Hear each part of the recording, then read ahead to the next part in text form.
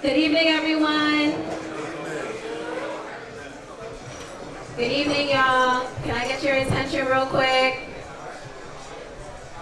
Thank you so much for coming out to Club Talk. This is the first Club Talk of the year, our third Club Talk ever. And, right? And we are very proud to be hosting the legendary Christopher C.J. Wallace. Thank you. Yes, sir. Today we're going to be hearing about CJ, his style, his entrepreneurship, his businesses, from legendary Lade, who's a stylist. Go ahead, give it up for Lade, give it up for Lade real quick. And from Fresco Wilson, the digital creator, the sneaker enthusiast. What else? I'm just that. So thank you guys for coming out. Thank you so much, Lobos, as well. Shout out to Lobos, shout out to Lobos. These drinks are definitely hitting. So tonight we're here not only to talk to CJ, learn more about him, but we're here for a special moment. We have the artist Taylor Simmons with us tonight. Taylor, where you at? Taylor, we got Taylor Simmons right here. Taylor has designed a wonderful hoodie for us for Black History Month. So this hoodie is called the BBC X Black Ambition hoodie, designed by Taylor Simmons. When you purchase this hoodie, $25 will be donated to Black Ambition, which is a nonprofit organization. Their mission is to fund Black innovators, Black entrepreneurs in Web3, healthcare, tech, et cetera, et cetera. So that is available with early access tonight. It's actually officially launching on the 15th, which is Wednesday, but since you guys are all here tonight, we're giving you early access to purchase. Mike, can I get some mic help, please? Hello? All right, cool. I think it's good. Yeah, I think it's getting so close. You're too close. There we go. Perfect. It's too close. So, yes, please support y'all. We really do appreciate y'all for coming. Enjoy tonight. So yeah, we're gonna hear a little bit after they talk. We're gonna do a Q&A real quick, and then we'll open up the register for y'all to purchase the hoodie. The bar will be open as well. And we'll talk a little bit more about Black Ambition after. Thank you. Yeah. So wait, before we get into this, because this is a very New York City space. One time for the one time. Can I get a yeah? Yeah. You never let a year go on your. Ever. I don't care where you at in the world, you never let a year go on your. But yo, it's a pleasure to be sitting up here with you guys both. Both, like, it's Black History Month. Black History is every day. We can't forget that. But yeah, we here to celebrate CJ, like the brother, the activist, the philanthropist, the creative, the actor, yeah, the multifaceted individual, Mr. CJ Wallace. Thank you guys. Thank you so much, y'all. I appreciate all this love. I did not think it was about to be this many people here. So thank y'all. This is beautiful. I feel the love. Thank y'all. So in a general sense, I mean, where do we start? So what is the story of CJ Wallace? Where does that story start? Yeah, for me, the story obviously starts in New York. If you want to go back even further than that, it really starts in Jamaica. That's where, you know, my grandma, my great-grandma, the yard is where, you know, my father, my grandma, all on that side. That's where it really starts. And for me, I was born in Manhattan, spent a little bit of time in New York, a little bit of time in Jersey as well. My mom's from Jersey, so, you know, shout out to her. Yes, sir. You know, Brick City. So I got a little bit of that in me too. I didn't move out of New York, Jersey until like 2000. I moved to Atlanta for about 4 years when my mom was still signed to Bad Boy. And then in 2004 we moved to LA. So that's really, the journey really starts there, but Jamaica's the origin point to me. You know, like my great-grandma just turned 100 this past year, so. Yeah, we gotta give a round of applause for that. Give it up for grandma. Applause for grandma turning 100. So that's the matriarch, so it really starts there. So I'm just blessed to still have her in my life. I just was out there for New Year's, got to spend more time with her, and just kick it, man. That's the island, I'm sure, and I'm 100% positive the only reason that she's still here is because she lives on the island. And, you know, she grows her own food, you know, plants, vegetables, everything. Still walking around, still very much coherent and aware of everything. She just told me a story about when she was in the 4th grade. Like, That's crazy. I'd be forgetting what I ate last night. This is what I'm saying, right? So yeah, that's where the story really starts. Okay. Okay. So talk to us about your 2 companies, Think Big and Frank White, and what's the purpose that they serve? Yeah, so for me, going back to, I want to say I was in like 5th grade. I was in 5th grade. My youngest brother, Ryder, was born. He, you know, obviously being, I think I'm 10 years older than him. He turned 16 this year, so yeah, I'm 26, doing the math in my head. And he was born with autism. For me, cannabis was always really prevalent in my life. Before I started smoking, before I even knew what it was always around.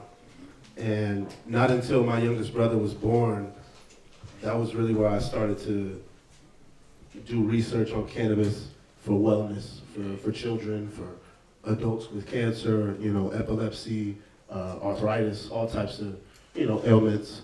And, you know, my mom was always against pharmaceutical drugs. You know, it was always that was always the first option for my youngest brother when people talked about giving him treatment. And, you know, our whole family, we always were against that. So plant medicine was the first thing. And CBD, small doses of THC, for him were very helpful. And, you know, it's trial and error like everything. You know, you gotta test certain things out. I was the test dummy for a lot of those products before we would give them to him, you know, and once we really figured out his ratio, we saw a lot of help on that side. So I've always just been an advocate. Even before I was smoking, I understood that this is a plant that can help people. And I loved, once I started smoking, it was like, oh, this helps me even more than I really understood. And so that was really the entry for me into the cannabis space. And once I was about 21, I started thinking about getting into the space. It was way more prevalent in LA, because I live in LA. Everybody thinks I live out here, but I live in LA. So, you know, it's way more accessible, easily accessible in LA. It's something you hear about and you start to understand the culture of cannabis. I understood it in middle school, like 6th grade, 7th grade, people were smoking. I wasn't at that time, but I knew kids my age that were smoking in 6th grade. And that was kind of crazy to me. And I remember one time I flushed my mom's weed down the toilet, thinking it was like, you know, the same thing as tobacco. Like, this is bad for you, like, you shouldn't do this. And she told me, like, you know, I need this, like, in the studio. As soon as I drop y'all off at school, I need this to calm down, help me think about, you know, all the things that I gotta do throughout the day to make sure I'm being the best mom I can and providing for y'all. And she was really tight. Like, she was sick. I probably flushed a whole, like, half ounce. Like, Damn! like, crazy. I wasn't there. I was like 12 at the time, so I'm thinking about, you know, the DARE program. Like, they was preaching the shit out of that. Like, so it wasn't until that moment when she actually sat me down and was like, no, like, this isn't, I understand what they're telling you, you know, I get it, but just so you know, this helps us, you know. I use this because it helps me calm down after a long day. And that kind of opened my mind and opened my eyes, like, oh, okay, this isn't the same thing as tobacco. And then we got into that conversation, like, okay, so tobacco is bad? And then, you know, I just feel like once I had that conversation, I call it the buds and the booze conversation. You got the birds and the bees. This is the buds and the booze conversation that I feel like all black families should be having. And that's really what sort of made me interested in the cannabis space at 13 years old, before I even started smoking. So that's really what inspired Think Big, which is more on the advocacy side, where we focus more on, proper legislation, making sure that black and brown people are properly represented in the space. That's Think Big. And on the Frank White side, that's where I can get all of my creative thoughts out.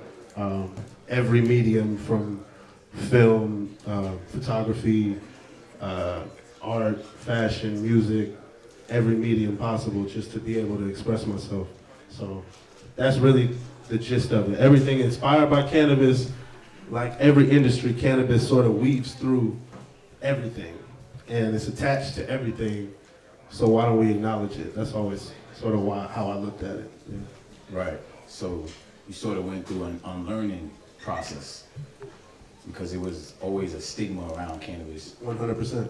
How you feel? Even changing my diction and talking about it, like I say cannabis, and most people say weed and marijuana. And these are just like terms that were used in propaganda to talk negatively about it. So when you say cannabis, it changes the entire meaning. To me personally, it might not be that way to everybody, but I still smoke weed at the end of the day. Right. But like when talking about it, we got to talk about it like it's a medicine, because it is. So because you come from such a creative background, in the sense of like your mother and your father, did the creativity inspire the love for cannabis, or did cannabis inspire the love for creativity? I'd say speaking for me, seeing my parents be creatives inspired me to be creative. And through that and growing up, cannabis was just bound to find me. It was bound to happen. If I wanted to be a creative, this is just one of those things that's there to help, think differently. It's there if you want to use it. I don't think because everybody's body is different. I don't advocate for everyone to smoke weed, because not everybody reacts the same way to cannabis. So it's something that really helped me at a pivotal time where I was really understanding who I was, and it just helped me think more and challenge the world and just the way shit that's regular shouldn't be regular. So yeah, it definitely inspired a lot. It definitely inspired the creativity, Right. but also the creativity inspired me to try it. So, yeah. So in this, man, I don't even know, there's so much to say about you. So apparently you've been in 7 movies. I didn't keep count. Wow. But I yeah, did. sure, So sure. I just would like to ask in a general sense, so they say like the third time's a charm, and your third movie is kind of the reason why we're all here today. It's like a part of what built this community. It's called Kicks. Hey. Yeah. It definitely is. So tell us about like that whole dynamic of being in the movie Kicks. That whole process was crazy. If you haven't seen Kicks, I recommend you see it. Huge, beautiful movie that I'm so happy to be a part of. Shout out to Justin Tipping, the director. Shout out my boy Chris Mayer, Jaquin Guillory, my co-stars in that movie. We had so much fun shooting that movie, bro. And you could tell on just the way we were on set every day, the way our chemistry was in the movie, it just felt like, it didn't feel like we was working. I got to play myself, basically. I literally was just being myself the whole time. But that whole process, I was supposed to be in college at that time. I had just graduated high school. I had applied to a couple universities in California. Applied? I had applied, but I didn't get into all of them. I wanted to go to LMU. That was close to my crib. I literally lived around the corner from LMU. I didn't get in there. I applied to UCLA, didn't get in there. I applied to USC, didn't get in there. I applied to UC San Diego, didn't get in there. I applied to Cal State Northridge, I got in there. And I applied to another Cal State that I wasn't even going to go to, but I just applied anyway. You really from LA? Like you No, was for not real. trying to leave. No, I wasn't trying to leave. I didn't apply to anywhere out of California because You just said I was not trying to leave. So for me, California was always, it was part of my upbringing. I was raised there. It made sense for me to go to school there. Once I graduated, I got this opportunity to be in Kicks, and I asked my mom, I asked my dad, like, hey, would it be cool if I did this movie, took some time off? You know how that goes when you take the time off. I wasn't planning on going to school at all.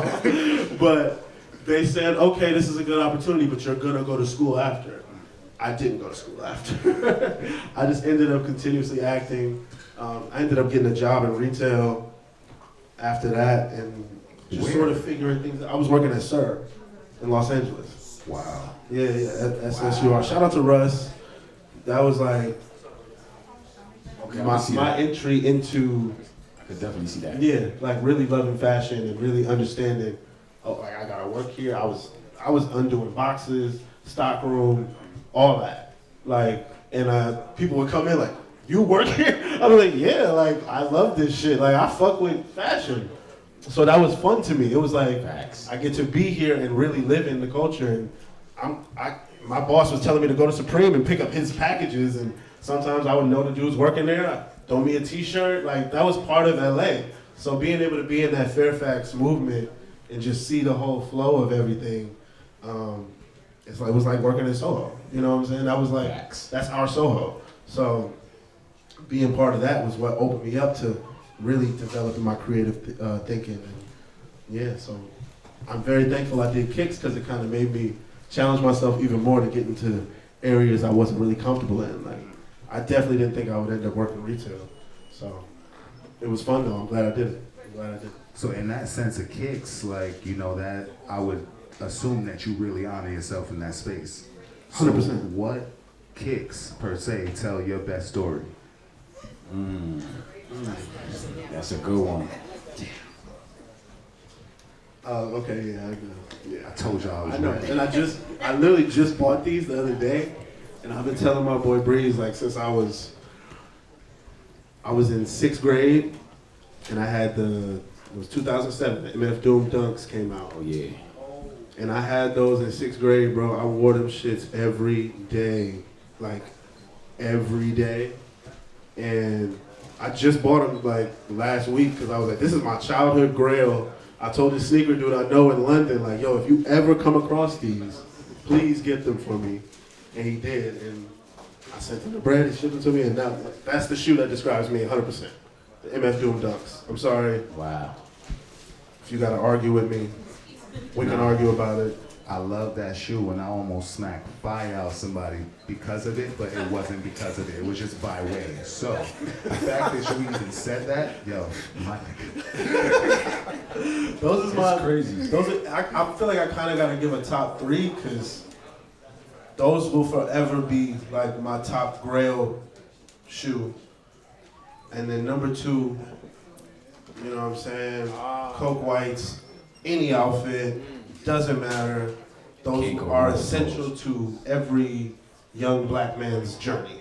I feel like if you never put on Coke Whites, you didn't really get to experience life. I'm So, sorry. Let me ask you a question about the Air Force Ones real quick. Uh-huh. How many wears do you get in before you get a new pair? I'm gonna be real. I'm from New York, but I was raised in LA. I've seen a lot of people drag their Air Force Ones to an oblivion, and I'm one of those people. I've done it before. I've done it before. I'm gonna be honest up here. I'm gonna be very honest with y'all. I don't do that now, but I have done that. But yeah, they probably get 2-3 max. But I feel like at the same time, But if they the non-crease boys, if you got non-creases on and you know how to take care of your joints, then it's a different conversation. It's a different conversation. with that being said, if you had to, you know, Frank White is the creative side. So if Frank White had to collaborate on a silhouette, whether it be with any company, do you have an idea of what that silhouette would be outside of the Air Force One? Because that's the easy one. Outside of an Air Force One, if I could do any silhouette, Nike or just any brand? Nike, Adidas, New Balance, okay. you know. Shit. That's fucked up. I'm sorry. Can I have this? Is that what he said? We're gonna keep it organic.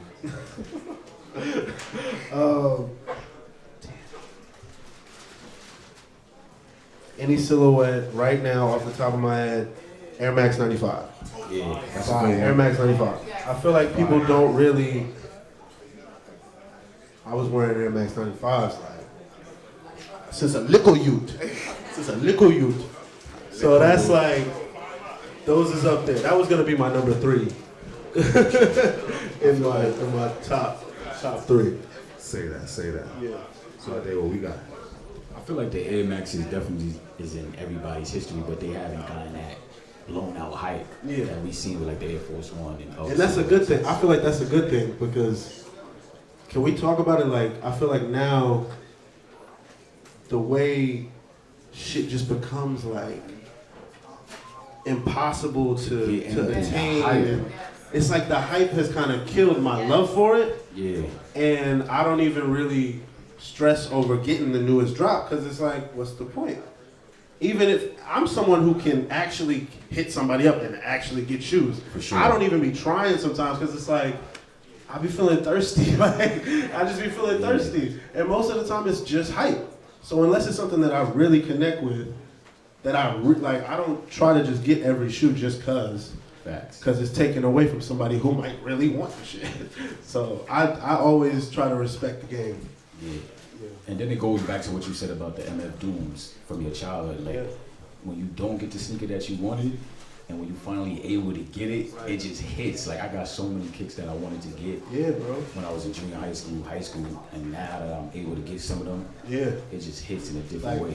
A totally different way. I almost waited 20 years for this shoe. Like, it's a different type of patience you gotta have. And it's that much more rewarding, too, when you feel like you earned it. Like, yeah. In the sense of MF Doom, like RIP to MF Doom. RIP Doom. RIP to Doom. So let's see what we got here. So in the sense of,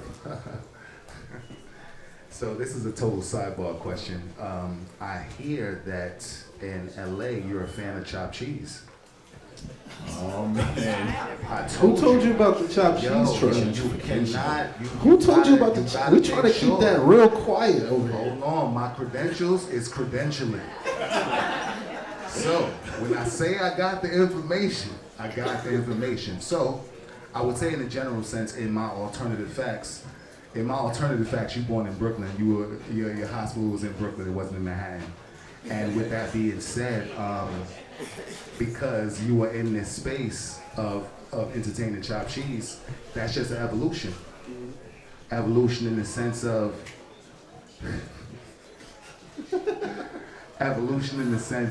so chopped cheese is the evolution of T-bone steak, cheese, eggs, and Welch's grape. 100%. 100%. Compensate for a few, because in the few we gonna do what we came to do. Ain't that right, boo? Yeah, man. Shout out to Anthony. Shout out New York Chopped Cheese. Yeah. In LA, man. That's like my little secret spot. You just blew the spot up. I did not blow the spot up. It's all good. It's starting to get out there. People know about it now. So I'm proud of my bro for finally bringing that piece of culture to LA. A huge, like, we don't have delis. Like, it's very sad. I can't go get nothing. Like, it's upsetting, but we're gonna slowly. I'm gonna just be out here more. I'm gonna just have to be out here more, I guess. Yeah. And in that same sense of food and like culinary, I hear that you are like heavy on the juices. Yes, 100%. 100%. So with that being said, I would say to you, because you're, the lineage that you're from, and we got my man Styles P with Juices for Life. I think Frank White and Juices for Life might make a lot of sense. This is something that we've actually talked about, me and Styles. So I've always wanted to bring that franchise to LA. and just, help him with that. Like if it's me managing the shit, I don't know, GM of the store, I don't know, something, but I want to help him bring it to LA. It's part of the California culture, just the juicing and the smoothies and, getting up and avocado toast bullshit. It's very much part of it's part of it. So I've grown accustomed to just sticking to my regular juice routines. I make my own smoothies and juices and stuff at the crib. But yeah, I support Styles every time I'm out here, and I purchase the Pharmacy for Life products and all that. So yeah. So a part of your inspiration for cannabis stems from, as you said, your brother having autism. Yeah, 100%. So like cannabis for you is not just the fact of the plant and getting high. Not at all. It's the education and the wellness. The wellness, the wellness side to me is, the wellness side is going to be a more fruitful situation for me personally in the industry. If you getting into cannabis thinking. For anybody that's thinking about getting into the cannabis space, I just want to tell people you can get into the cannabis space without trying to change up, your entire business. If you are a photographer, if you're a designer, a graphic designer, or you work creatively, photography, security, banking, we need all of those people in the cannabis space. So don't even try to come into it thinking you have to, start a grow operation or open up a dispensary. You can do exactly what you're doing now in the cannabis space. So for me, cannabis is wellness. And looking at it that way is going to change a lot of people's thinking. So yeah, like with the juicing side of it, adding CBD to my juices is the same thing as adding sea moss or black seed oil or anything else. You know what I'm saying? So looking at it that way, it sort of helped me think about, we could just put a juice bar in my dispensary if I wanted to. And, that's double for a reason for people to want, you know what I mean? So that's always been an idea, working with Styles on that, having an in-store pop-up in the Frank White store, whatever it is. Like, these are all ideas that we think about and talk about, me, him, and Kiss. So, yeah, we're going to bring all that to life. I know you big on manifestation, so like I just want to say these things out loud. So Yeah. Bring them to life. We got to put it in the universe. I'm a firm believer in that, for sure. The universe is undefeated, man. The network always fails. 100%. So, hey, what up, though? I just want to ask you a question. Yeah. Yo, to my people in the back, do me a favor.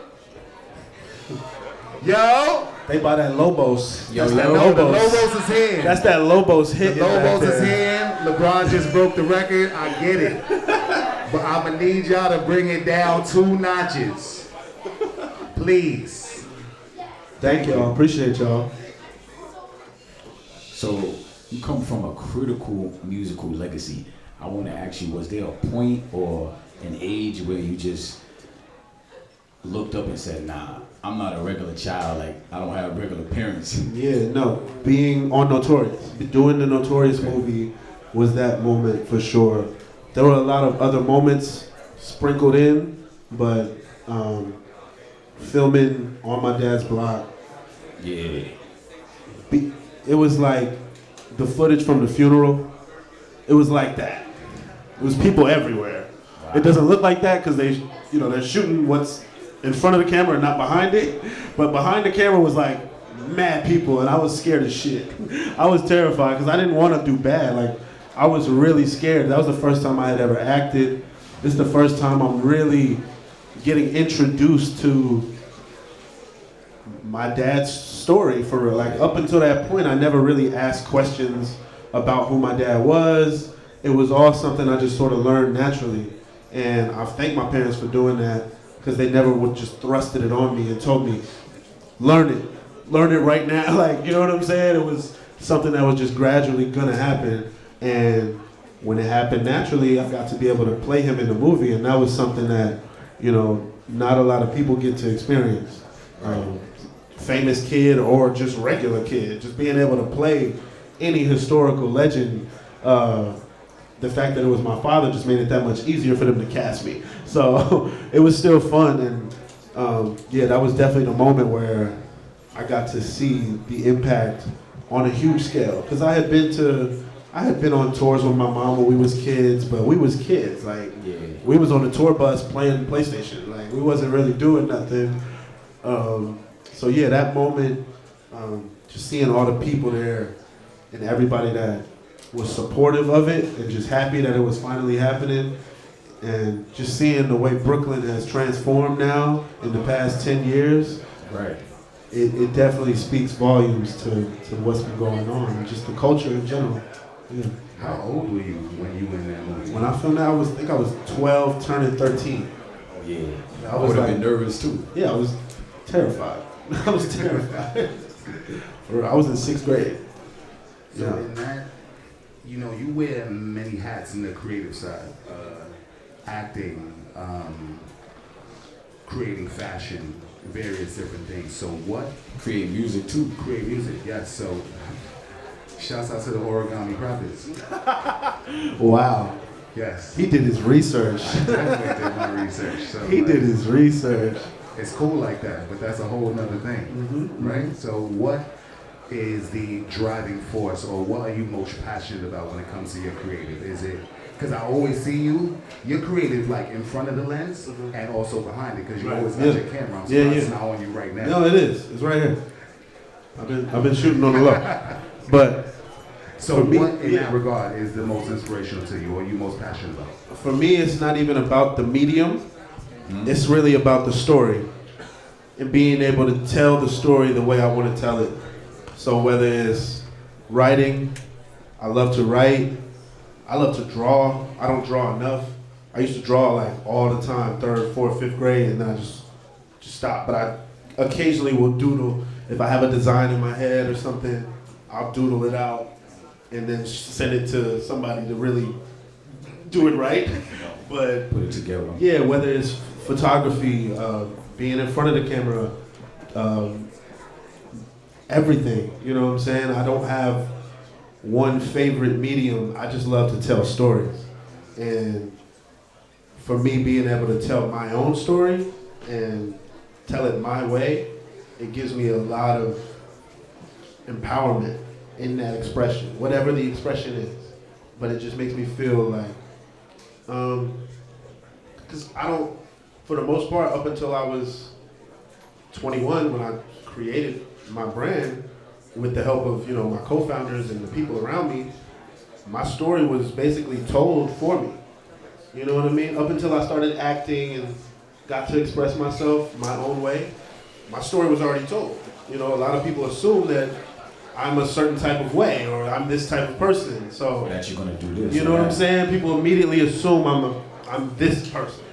And being able to show them that I'm not, it gives me a good feeling. And he's ridiculously down to earth, like it's crazy. But with that appreciate same it. thing, so is it more pressure for you to be the son of Faith Evans and Christopher Wallace, or is it more pressure for you to just be CJ? That's a great question. That's an incredible question. Damn. No one has ever asked me that.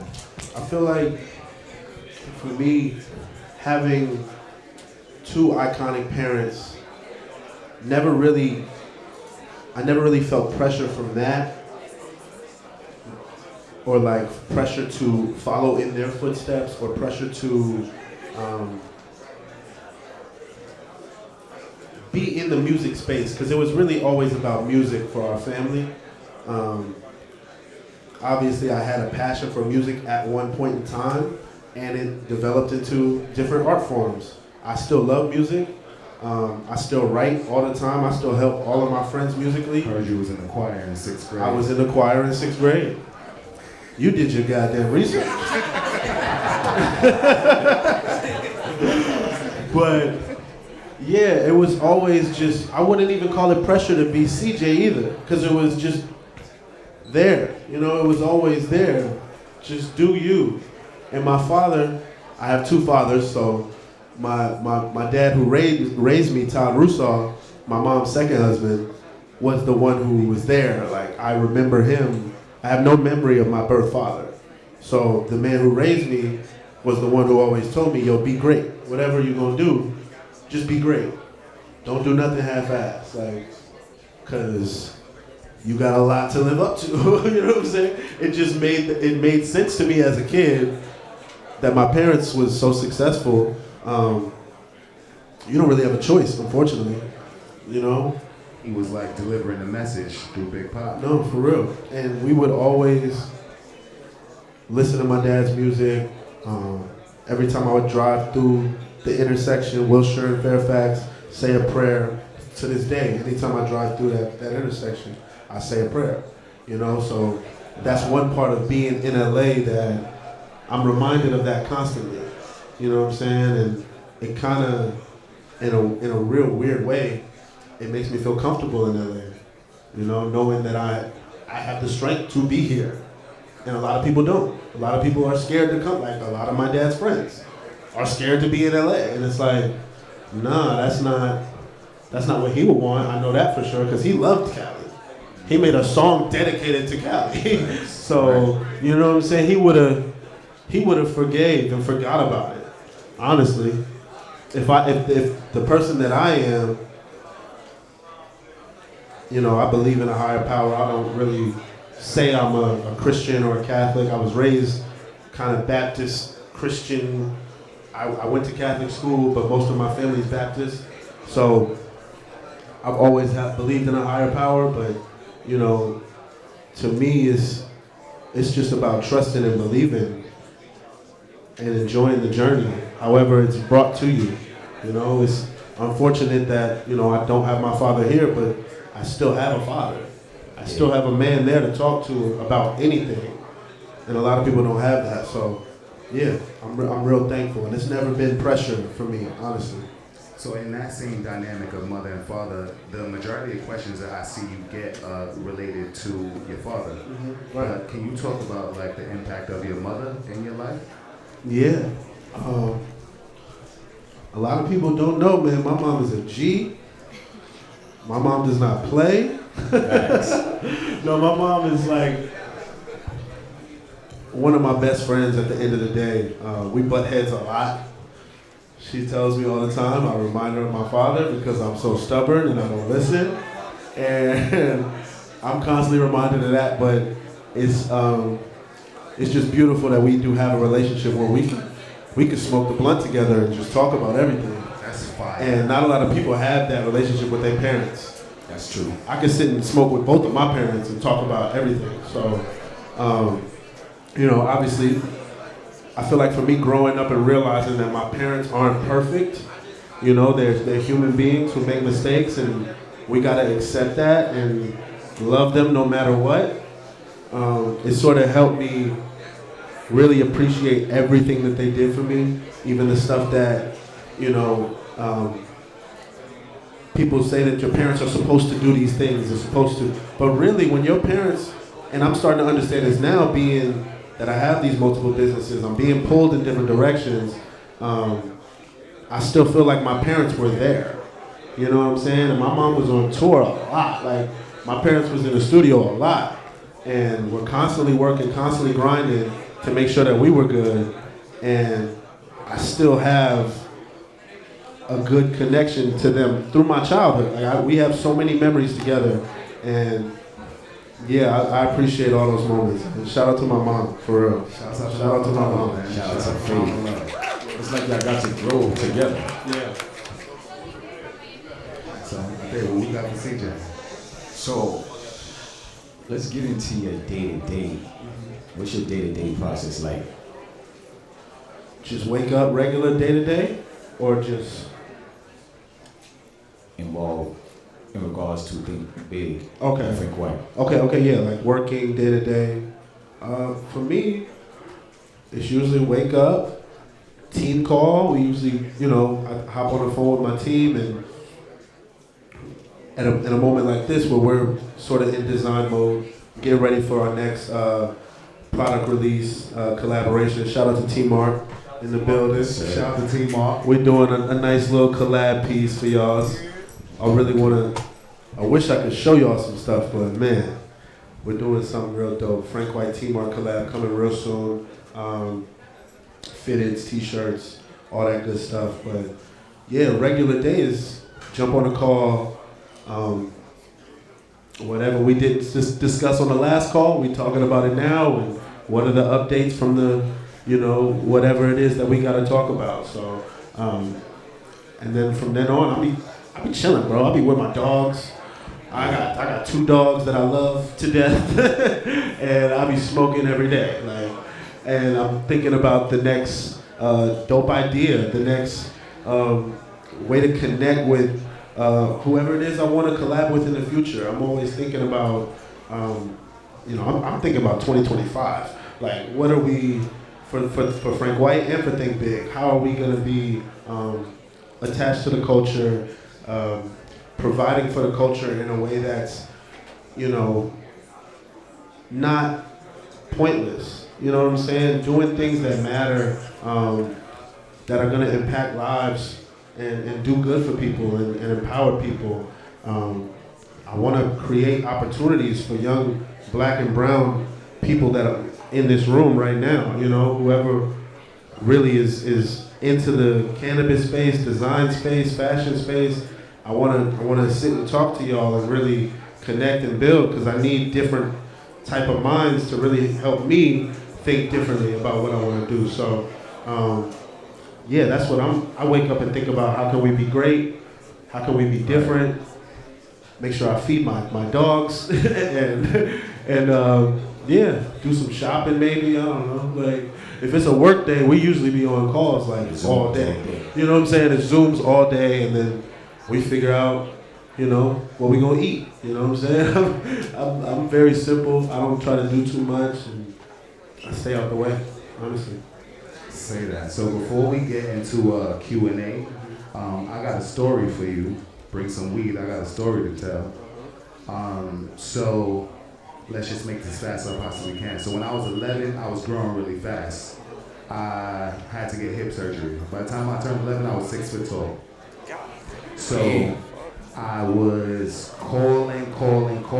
I had to stay in a wheelchair, like in my crib, and I would call Hot 97 every day, trying to get tickets to Summer Jam. So this is Summer Jam 2. This is Summer Jam 2 with Biggie, Naughty by Nature, Method Man, Brandy, Shabba Ranks, yeah, type shit.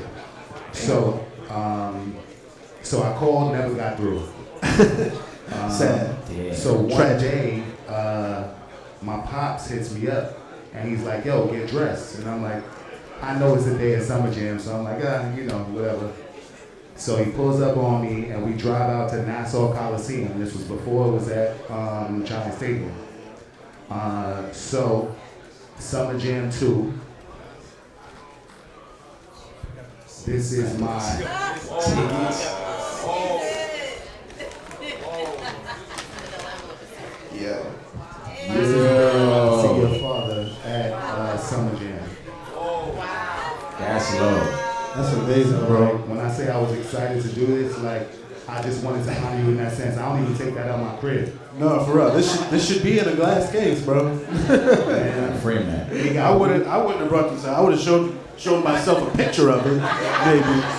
You are bold. Nah, when it comes to this, I had to just bring it to you and show you, because I never talked to you about this story. We've been around. Yeah, facts. No, facts. So I wanted you to see that and just let you know that's how much I honor your pops. Damn. No. That's love. That's crazy. That's insane, bro. Yo, that's crazy. Nah, that's crazy. Nobody's ever shown me a ticket from. There's always something new. There's always something new and I love that. Like, through this journey, every person I talk to, there's either a story of their first time hearing him, or how they first were connected, and that's a new one, bro. That's amazing. That's amazing. Thank you. Thank you, bro. Wow. So as we get to this Q&A, so where do we start? Does anybody have any questions? We got my man right here, Wiz. Can you pass Wiz the mic? Lade, can you pass the mic? Yeah, thanks. My only question is, you said you was against the weed. How was that first conversation when you started smoking that weed? Because even with me, I was against weed when I was younger. When I started smoking, nobody knew I was high because I never was like straight edge of the family. Right. So how was that like conversation when you first like started saying like, I'm starting to smoke? Yeah, for me there was a lot of time in between when I had like flushed her weed and actually smoked. I was probably, this is before I even did Notorious when that happened. So I was like probably in 5th grade when I flushed her weed. And that was like peak dare, like I remember they was really preaching that dare shit in elementary school. So I was just believing it as propaganda, like I'm believing it. And then it wasn't until like middle school for me when I first really got around it and understood, oh, okay, it's not what I thought it was, because my younger brother could take it, you know, and he needs it, and my parents tell me that they need it. And at this time as well, I forgot to mention this, my grandma, who was battling with bone marrow issues, she started using like CBD and THC topicals, like rub-ons and stuff to help her pain. So it was always a part of our family, from the youngest person in my family, my youngest brother, all the way to the oldest person in my family, my great-grandma. So it was, everybody used it in some way. And when I first started smoking, it was like, you couldn't really tell me that this wasn't a good thing. I was coming up with some of the dopest ideas in high school, like that I actually started creating today, like just brand design and things that I was thinking about and what I would make if I made a hoodie or if I made my own shoe. Ideas we talking about right now. That started when I first started smoking weed. So, yeah.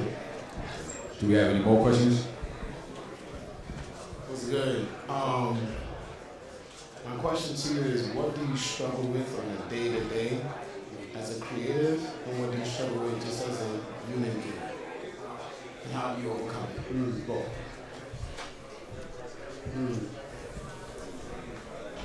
I feel like as a human being, I struggle with just communicating. That's probably it's my biggest thing. I'm a Scorpio. I keep a lot of shit to myself, bro.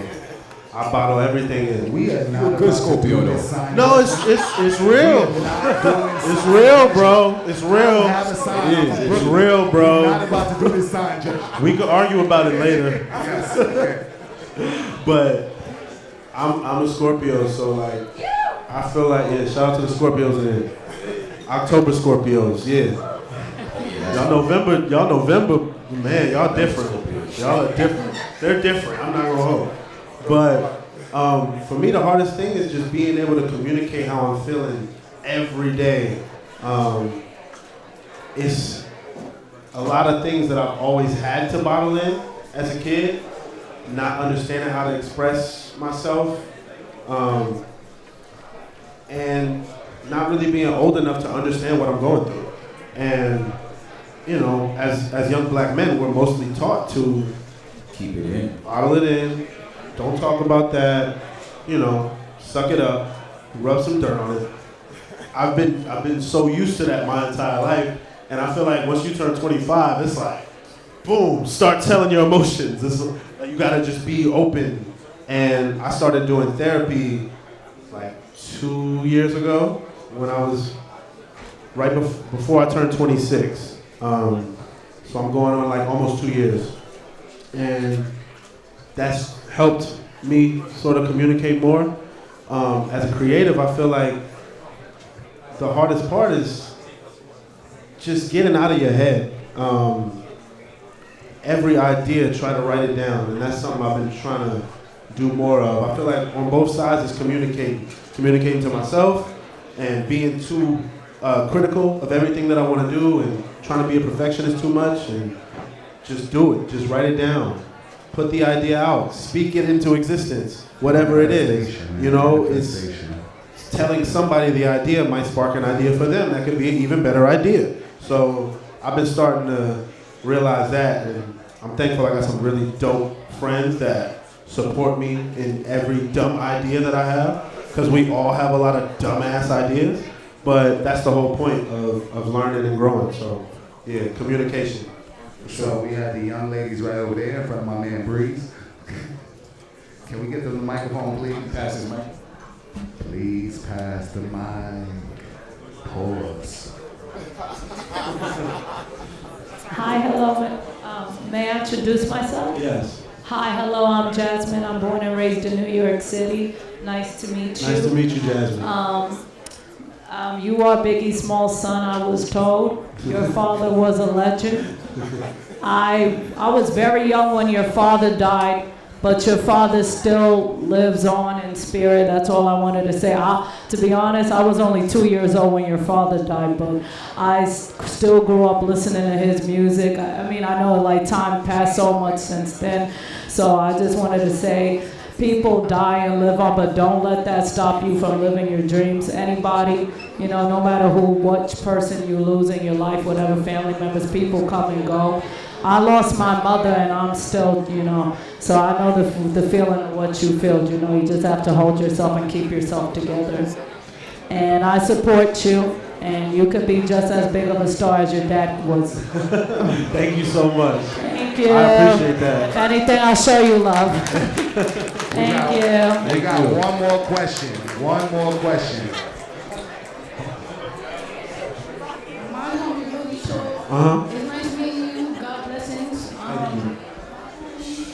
It's about like this dispensary in Juicy, right? Like there's a lot of dispensaries around. Like what makes sure it's different, right? Because I don't know if your parents said like I know I'm Caribbean too. I'm Trinity Assumption, right? So I know all my people say like back in the day the ganja was different back in the day. How is now? So how you in your business, transforming the cannabis space and actually being not genetically made. And So how do you go about that process? Because a lot of people fake up in here. 100%. I don't. Right now, my brand, we don't have a dispensary location yet in New York or in LA. We've only partnered with like a couple brands to do cannabis products. But right now, we've been really more focused on the legislation side because, let's be real, you can get weed anywhere in New York. So I feel like until they really get the regulations right, figure out how to shut down most of the illicit shops, and really be able to have our brand obviously I want Frank White to be everywhere, you know what I'm saying? The streets gotta have it first, I feel like. But that'll also be very detrimental to a lot of the relationships that we've been building on the legal side. A lot of those brands, and most of the brands that you see in these dispensaries that are open and the bodegas everywhere, like it's everywhere. You can get weed anywhere out here. It's kind of shocking to me because it's not like that in LA. Like going to a liquor store or even a bodega and just copping an eighth is not how it is. So out here, they gotta really figure out how they gonna regulate that. And at the same time, I want to support because I have a lot of friends that got bud in those shops. So I want to support them at the same time, but I don't want to, mess up my chances of being part of the future. You know what I'm saying? So you gotta make the right moves when it comes to this cannabis space. They already want to X us out, and any chance they get, they're going to do that.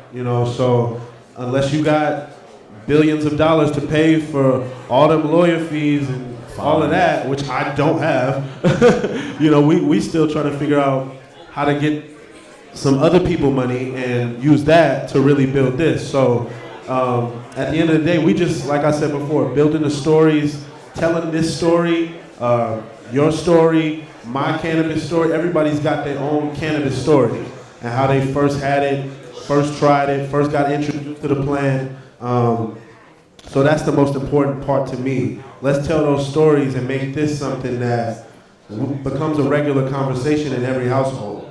And once that happens, just like the way alcohol is in most white households, like I remember my friends when we was kids, their parents was giving them beer at 12, 13 years old. And I was scared to even talk to my mom about everything at 12 years old. So, it wasn't until I started challenging my parents, asking them tough questions like, why don't we talk about cannabis, when it comes to my youngest brother, or when it comes to all of us self-diagnosing ourselves and smoking to deal with stress and deal with all types of shit that we don't even know we're going through. And for me, therapy was a huge help in understanding that and telling that side of the story. But yeah, I don't want to put no trash out in the market. So, you know, I'm from the yard. I appreciate natural grown cannabis, but I also do love the indoor. I love all the flavors, the gelato, all of it. I appreciate all scales of the spectrum, you know what I'm saying? I really grew for at one point in time with his train. GG4 is still the shit. Okay. GG4 is very much up there. But right now it's like you got the runts, you got, you know, what's my man who got the gumbo, like they killing the streets.